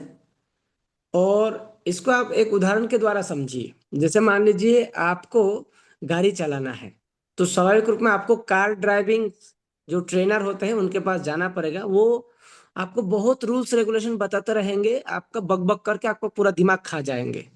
लेकिन 3 महीने में आपको ड्राइविंग सिखा देंगे और उस समय आप स्टीयरिंग को ऐसे ऐसे पकड़ के चलेंगे, ब्रेक लगा देंगे, अचानक हॉर्न बजाते रहेंगे, गट गट गट गट गट बहुत हॉर्न बजाएंगे। ठीक है। और बार बार ये सभी ग्लासों की तरफ बार बार देखेंगे। ऐसा लग रहा है कि कोई चोरी करके सामान लेके जा रहा है, गाड़ी करके गाड़ी को ऐसे चलाएंगे, है ना। और बहुत दूर से कोई भी दूसरा गाड़ी आता है तो आप पहले से ही एकदम वूप करके जाके मतलब ब्रेक लगा के बच गया। तो ऐसे मतलब आपको लगता है कि मैं मरने वाला हूं लेकिन बच रहा हूं, मरने वाला हूं फिर भी बच रहा हूं, एक्सीडेंट होने की स्थिति में भी बच गया हूं। इस प्रकार की जो भक्ति है ये बौद्धिक भक्ति है। अब रागानुगा भक्ति मतलब ऐसा है कि जैसे 3 महीना, 6 महीना, 1 साल, 2 साल जब आप कार ड्राइविंग कर लिया, सीख लिया, इसके बाद देखना कि वही व्यक्ति ड्राइविंग करते करते कहीं भी नहीं देखता है, बीच में हेडफोन भी लगा लेते हैं, ईयरफोन भी लगा लेते हैं, मोबाइल को ऐसे करके भी बातचीत करते रहते हैं, स्टीयरिंग भी कभी कभी छोड़ देता है ना। और ऐसे चलाते हैं कि मानो वो अभी देख रहा है एक तरफ लेकिन 10 आंखें इधर उधर घुमा रहा है। और कोई तू अरे यार मैं देख रहा हूँ, मुझे मत बोलो, मैं पता है सामने बम्पर है। इस प्रकार से मतलब वो ज्ञानी बन जाता है और वो एकदम रिलैक्स मूड में चलता रहता है। हर मामले में उसको पहले से पता रहता है, अरे वो सामने वाला गाड़ी मुझे काहे को ठोकेगा, वो तो 60 किलोमीटर स्पीड में चल रहा है, मैं 100 किलोमीटर स्पीड में चल रहा हूँ, मुझे पता है कि वो लगेगा कि नहीं लगेगा मेरे पास। इस प्रकार से हर मामले में वो जो है ना विशेषज्ञ बन जाते हैं और वो बहुत ही स्मूथ तरीके से अपना गाड़ी चलाते रहते हैं। जबकि देखने में ऐसा लगता है कि इसको कभी भी पतन हो सकता है, एक्सीडेंट हो सकता है, लेकिन वो होता नहीं है क्योंकि वो तब तक पटु बन जाता है, निपुण बन जाते हैं। तो इसी प्रकार जो रागानुगा भक्ति होता है उन लोगों का कभी पतन नहीं होता है, वो भगवान के पार्षद होता है और वो कभी भी भौतिक माया से प्रभावित नहीं होता है, बल्कि वो भगवान के साथ ऐसी लीला करते हैं मानो कोई भौतिक व्यक्ति हो, लेकिन वो भौतिक व्यक्ति नहीं है। जैसे गाय चराना, ये एक भौतिक काम है, लेकिन भगवान के साथ जो गाय चरा रहा है वो भौतिक काम नहीं कर रहे हैं, वो लीला में भाग लिया हुआ है। तो वो है रागानुगा भक्ति। ऐसे। ओके, नेक्स्ट पढ़िए। श्रील रूप गोस्वामी ने रागानुगा भक्ति की परिभाषा किसी वस्तु के चिंतन में तल्लीन रहते हुए प्रेम की तीव्र इच्छा से युक्त होकर उस वस्तु के लिए स्वतः स्फूर्त आकर्षण के रूप में की है। स्वतः स्फूर्त प्रेम की ऐसी भावना से संपन्न भक्ति रागानुगा भक्ति कहलाती है। रागानुगा भक्ति के दो प्रकार हो सकते हैं, एक इंद्रिय आकर्षण और दूसरा संबंध रूपा। इस संदर्भ में श्री मद्भागवत में युधिष्ठिर के प्रति नारद मुनि के कथन का उल्लेख किया जा सकता है, जहाँ नारद कहते हैं, हे राजन, ऐसे अनेक भक्त हैं जो अपनी इंद्रिय तृप्ति के लिए भगवान की ईर्ष्या या भय के कारण या उनका प्रेम युक्त सानिध्य चाहने के कारण भगवान के प्रति पहले आकृष्ट होते हैं। अंततः ये आकर्षण भौतिक कलमश से रहित हो जाते हैं और पूजा करने वालों में धीरे धीरे आध्यात्मिक प्रेम विकसित होने लगता है, जिससे उन्हें शुद्ध भक्तों द्वारा अभिलिषित जीवन का लक्ष्य प्राप्त हो जाता है। और पढ़ेंगे प्रभु जी। जो लोग भक्ति में शुरू शुरू नया नया जुड़ते हैं ना, तो उसको जब बोला जाता है कि आपको एकादशी के दिन उपवास करना होगा, हाफ डे, हाफ डे उपवास करना पड़ेगा, मतलब बिना खा पी के, मतलब मेरा सिर चक्कर तो नहीं आ जाएगा, मैं कोई आधे रास्ते में गिर तो नहीं जाऊंगा प्रभु जी, मतलब पानी पी सकता हूँ, श्वास ले सकता हूँ, फल खा सकता हूँ। ये मतलब बहुत टेंशन में आ जाता है। ये विधि भक्ति का हिस्सा है। लेकिन वही व्यक्ति 3 साल 5 साल भक्ति करने के बाद फिर वो भगवान की सेवा में इतना तल्लीन हो जाता है कि वो मतलब दोपहर 11-12 बजे तक बिना खाए पिए ही समय बिता देते हैं। कोई पूछते क्या बात है, प्रसाद नहीं लिया? प्रसाद? अरे यार, वो सेवा करते करते इतना मतलब मैं भूल ही गया प्रसाद लेना। तो ऐसा हो जाता है। तो जो भूल ही गया और सेवा में ही अपना समय बिता दिया, वो रागानुगा भक्ति में पहुंच गया। और जो जिस व्यक्ति को हर टाइम पे भोजन का याद आ रहा है और नियम के विधि के चक्कर में बेचारा भोजन ही नहीं कर पा रहा है शांति से, इसका मतलब वो विधि भक्ति में फंसा हुआ है। ऐसा है। चलिए नेक्स्ट, दीप्तिमयी माता जी। जी प्रभु जी। इंद्रिय आकर्षण के कारण रागानु प्रेम का उदाहरण गोपियों को माना जा सकता है। गोपियां तरुणियां हैं और कृष्ण तरुण बालक है। ऊपर से ऐसा लगता है कि यौन के आधार पर गोपियां कृष्ण के प्रति आकृष्ट हैं। इसी प्रकार राजा कंस भय के कारण कृष्ण के प्रति आकृष्ट था। कृष्ण कंस कृष्ण से सदैव भयभीत रहता था, क्योंकि यह भविष्यवाणी हो चुकी थी कि उसका भांजा कृष्ण उसका वध करेगा। शिशुपाल भी सदैव कृष्ण से ईर्ष्या करता था। यदुकुल के सारे लोग कृष्ण के पारिवारिक संबंध के कारण उन्हें अपने कुल का सदस्य मानते थे। ये विविध प्रकार के भक्त विभिन्न प्रकार से कृष्ण के प्रति स्वतः स्फूर्त आकर्षण रखते थे, अतः उन्हें जीवन का एक सा वांछित फल प्राप्त होता था। आगे बस पढ़ना बस पड़ता। बस बस, नहीं बस बस, ऐसे आपको तकलीफ हो रहे हैं। आपका कंठ बिल्कुल कोकिल कंठ हो गया। हाँ, जयंत गोपेश प्रभु। कृष्ण के प्रति गोपियों का आकर्षण यथा तथा यदुवंश के सदस्यों का स्नेह दोनों ही स्वतः स्फूर्त या रागानुगा माने जाते हैं, किंतु कृष्ण के प्रति कंस का भय से जनित आकर्षण या शिशुपाल का द्वेष से उत्पन्न आकर्षण भक्ति नहीं माने जाते, क्योंकि उनके मनोभाव अनुकूल नहीं है। मन की अनुकूल दशा में ही भक्ति संपन्न की जानी चाहिए। इसलिए श्रील रूप गोस्वामी के अनुसार ऐसे आकर्षण भक्ति में परिगणित नहीं होते। वे यदुओं के स्नेह का भी विश्लेषण करते हैं। यदि यह स्नेह मैत्री के स्तर पर हो तो यह रागानुगा है, किंतु यदि यह वैधानिक स्तर पर हो तो ऐसा नहीं है। जब स्नेह रागानुगा भक्ति के पद को प्राप्त होता है तभी यह शुद्ध भक्ति की श्रेणी में गिना जाता है। बस। परमानंद धामेश्वरी माता जी। हाँ, यह परमानंद समझने में ना। हरे कृष्ण प्रभु जी। परमानंद। यह समझने में कठिनाई हो सकती है कि गोपियों तथा कंस दोनों को एक ही लक्ष्य प्राप्त हुआ, जबकि कंस तथा शिशुपाल के मनोभाव गोपियों से सर्वथा भिन्न थे। अतएव इस बात को ठीक से समझना होगा। यद्यपि इन सबों का केंद्र बिंदु भगवान है और सभी भक्तों को वैकुंठ प्राप्त होता है, किंतु फिर भी इन दोनों प्रकार के जीवों में अंतर है। श्रीमद् भागवत के प्रथम स्कंद में कहा गया है कि परम सत्य एक है और वही निराकार ब्रह्म परमात्मा तथा भगवान के रूप में प्रकट होता है। यही एक आध्यात्मिक अंतर है। यद्यपि ब्रह्म परमात्मा और भगवान एक ही परम सत्य है, किंतु कंस या शिशुपाल जैसे भक्तों को केवल ब्रह्म तेज ही प्राप्त हो सका, उन्हें परमात्मा या भगवान का साक्षात्कार नहीं हुआ। यही अंतर है। हरे सागरिका माता जी। हरे कृष्ण प्रभु जी। यहाँ पर सूर्य के गोले तथा सूर्य प्रकाश का दृष्टांत प्रस्तुत किया जा सकता है। सूर्य प्रकाश में रहने का अर्थ यह नहीं होता कि कोई व्यक्ति सूर्य के गोले तक जा चुका है। सूर्य के गोले का ताप सूर्य प्रकाश के ताप से भिन्न है। जो व्यक्ति जेट विमानों या अंतरिक्ष यानों में बैठकर सूर्य प्रकाश से गुजरे हैं, वे सूर्य के गोले तक पहुंचे हों, यह आवश्यक नहीं। यद्यपि सूर्य प्रकाश तथा सूर्य का गोला एक है, फिर भी अंतर तो है ही, क्योंकि एक शक्ति है और दूसरा शक्ति का स्रोत है। इसी प्रकार परम सत्य तथा उनका शारीरिक तेज एक साथ एक तथा भिन्न है। कंस तथा शिशुपाल को परम सत्य की प्राप्ति हुई थी तो हुई, किंतु उन्हें गोलोक वृंदावन धाम में प्रविष्ट होने नहीं दिया गया। निर्विशेषवादियों तथा भगवान के शत्रुओं को ईश्वर के प्रति आकर्षण के कारण भगवत राज्य में प्रवेश करने की अनुमति तो दी जाती है, किंतु उन्हें वैकुंठ लोकों या भगवान के गोलोक वृंदावन में प्रविष्ट होने नहीं दिया जाता। राज्य में तथा राजा के महल में प्रवेश करना एक जैसा नहीं होता। श्रील रूप गोस्वामी निर्विशेषवादियों तथा सगुणवादियों की रुक जाओ, बाकियों को भी पढ़ने देना है ना।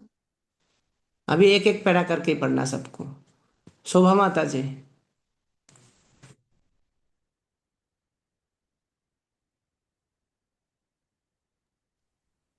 श्रील रूप गोस्वामी निर्विशेषवादियों तथा सगुणवादियों की पृथक पृथक उपलब्धियों को बतलाना चाहते हैं।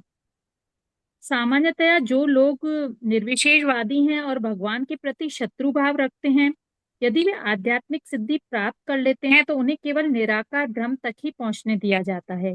निर्विशेषवादी विचारक एक प्रकार से भगवान के शत्रुवत हैं, क्योंकि भगवान के कट्टर शत्रुओं तथा निर्विशेषवादियों दोनों को ब्रह्म ज्योति में ही प्रवेश होने दिया जाता है। इसलिए यह समझा जाता है कि दोनों एक ही श्रेणी में आते हैं, और वास्तव में निर्विशेषवादी ईश्वर के शत्रु होते हैं, क्योंकि वे ईश्वर के अद्वितीय ऐश्वर्य को फूटी आंखों भी देख नहीं सकते।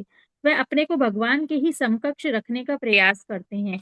यह उनके द्वेष भाव के कारण है। श्री चैतन्य महाप्रभु ने इन निर्विशेषवादियों को ईश्वर का अपराधी घोषित किया है, किंतु भगवान इतने दयालु हैं कि वे अपने इन शत्रुओं को भी आध्यात्मिक जगत में आने और निर्विशेष ब्रह्म ज्योति में रहने की अनुमति प्रदान करते हैं। बस। इसके बाद नारदी माता जी, आप छोटे छोटे 2 पैरा पढ़ेंगे। जी प्रभु जी। Sometimes an impersonalist may gradually elevate himself to the personal conception of the Lord. Bhagavad Gita confirms this. After many births and deaths, he who is actually in knowledge surrenders unto me. By such surrender, an impersonalist can be elevated to the Vaikuntha Loka, spiritual planet, where, as a surrendered soul, he attains bodily features like those of the Lord. In the Brahmanda Purana, it is stated that those who have achieved liberation from material contamination and those who are demons and are killed by the Supreme Personality of Godhead become absorbed in the Brahman concept of life and reside in the spiritual sky of the Brahma Jyotir. That spiritual sky is far beyond the material sky and it is confirmed in the Bhagavad Gita that beyond this material sky there is another eternal sky. The enemies and the impersonalists may be allowed to enter into this Brahman effulgence, but the devotees of Krishna are promoted all the way to the spiritual planets, because the pure devotees have developed their spontaneous love for the Supreme Personality of Godhead. They are allowed to enter into the spiritual planets to enjoy spiritual bliss in association with the Supreme Personality of Godhead. हाँ, सुचित्रा माता जी, श्रीमद् एक Bhagavatam para में पढ़ेंगे। साकार देव को इस प्रकार संबोधित करते हैं, हे प्रभु, योगी जन आपके अंतर्यामी स्वरूप को ध्यान करते हैं, अतः वे निर्विशेष ब्रह्म ज्योति में तल्लीन होने की आध्यात्मिक सिद्धि प्राप्त हो करते हैं। जो लोग आपको शत्रु मानते हैं, वे बिना ध्यान किए ही वही सिद्धि पाते हैं। आपके सर्प जैसे हाथों का आलिंगन करने वाली तथा काम वासना से पूरित गोपियों ने भी यही सिद्धि की प्राप्त की। जहाँ तक हमारा प्रश्न है, हम वैदिक ज्ञान के विभिन्न अंगों के अधिपति देवता स्वरूप गोपियों का ही अनुसरण करते हैं। इसी प्रकार हम उसी सिद्धि को प्राप्त करने की आशा करते हैं। उसी सिद्धि के संदर्भ में हमें सूर्य तथा सूर्य प्रकाश के दृष्टांत को ध्यान में रखना होगा।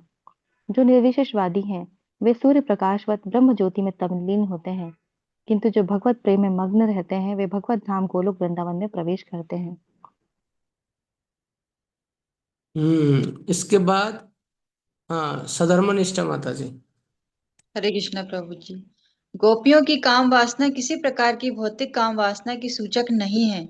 शील रूप गोस्वामी बतलाते हैं कि यह काम वासना एक भक्त की कृष्ण से संगति की विशेष प्रवृत्ति की सूचक है। प्रत्येक भक्त में सिद्धावस्था प्राप्त होने पर कृष्ण के प्रति रागात्मक आकर्षण उत्पन्न होता है। कभी कभी यह आकर्षण भक्त की काम वासना कहलाता है। यह वासना भक्त द्वारा विशेष स्थिति में भगवान की सेवा करने की अत्यधिक आकांक्षा होती है। ऐसी आकांक्षा भगवान से भोग करने की आकांक्षा लग सकती है, किंतु यह वस्तुतः उस स्थिति में भगवान की सेवा करने का ही प्रयास होता है। उदाहरणार्थ, कोई भक्त भगवान से ग्वाल सखा के रूप में सानिध्य प्राप्त करने के लिए आकांक्षित हो सकता है। तब वह चारागाह में गायों की देखरेख में सहायक बनकर भगवान की सेवा करना चाहेगा। इससे ऐसा लगेगा कि भगवान के सानिध्य को भोगने का इच्छुक है, किंतु वस्तुतः यह रागानुगा प्रेम है, जिसमें वह दिव्य गायों की देखरेख में उनकी सेवा करना चाहता है। हरे कृष्ण प्रभु जी। प्रभु जी, मेरा एक हाँ। क्वेश्चन है कि रागात्मिका भक्ति और रागानुगा दोनों में कुछ अंतर है क्या प्रभु जी? रागात्मिका, रागानुगा प्रेम, यहाँ पे दोनों को अलग किया है क्या?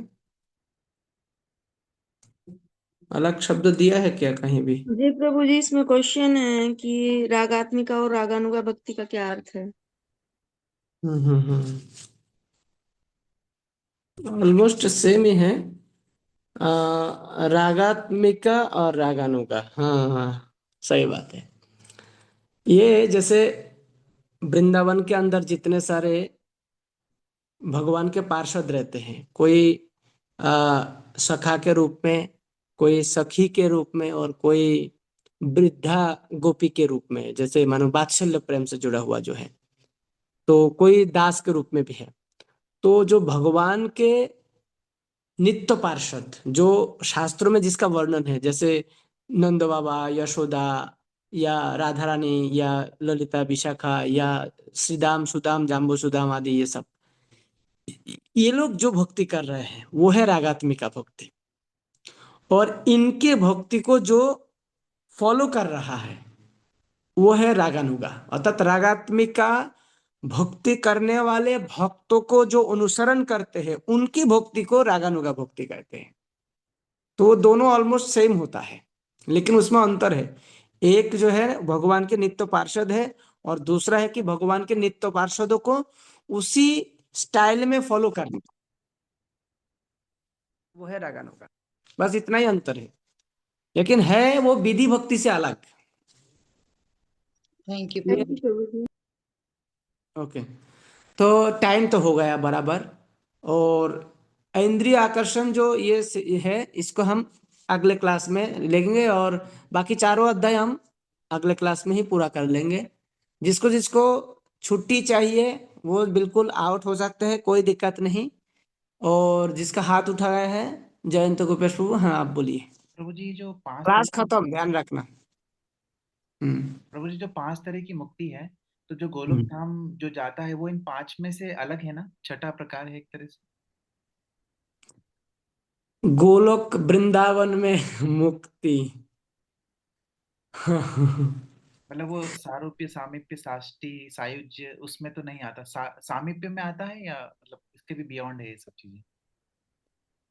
क्योंकि वो विद्यासागर एक्चुअली ठाकुर का एक श्लोक है ना, वो मुक्ति मुकुलिकांजलि करके, वो हाँ हाँ हाँ मुझे हाँ, थोड़ा उसमें जी चाहिए। जी जी।